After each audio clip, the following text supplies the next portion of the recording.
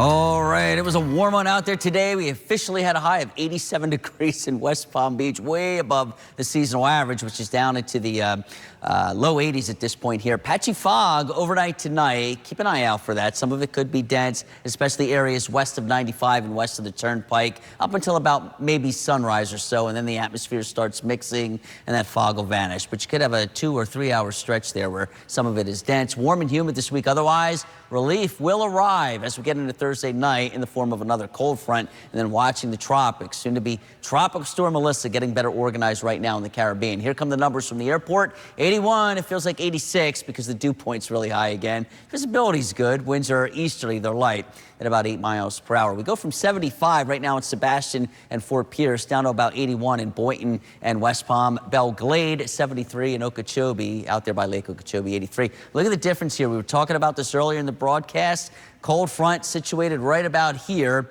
71 in Orlando. The front is literally sitting right over Disney World. To the north, look at the air temperature in Tallahassee right now. It's 56. 59 in Jacksonville, Gainesville 64, and then low 80s showing up to the south. And there's absolutely no humidity up here at all either. Feels wonderful across the panhandle. Very muggy stuff down there in South Florida. And again, the boundaries are set. That front is not going to be moving over the next couple of days. We're waiting on another front out here just off the screen to finally come in, pick up the stalled out front and push everything off the coast and out to sea. Then, and only then, will we start to see some of that cooler, drier air work its way down across South Florida. Radar didn't show much. There's a couple of showers across South Florida. A lot of them, though, are passing over the Everglades. For tonight, partly cloudy, patchy fog, 74 will be the overnight low. More like 70 or 71 on the Treasure Coast for tomorrow. Maybe a little bit of patchy fog early, otherwise a spotty shower during the afternoon. 86 degrees is the warm, muggy high. Little bumpy for the boaters. It sees at 2 to 4 feet.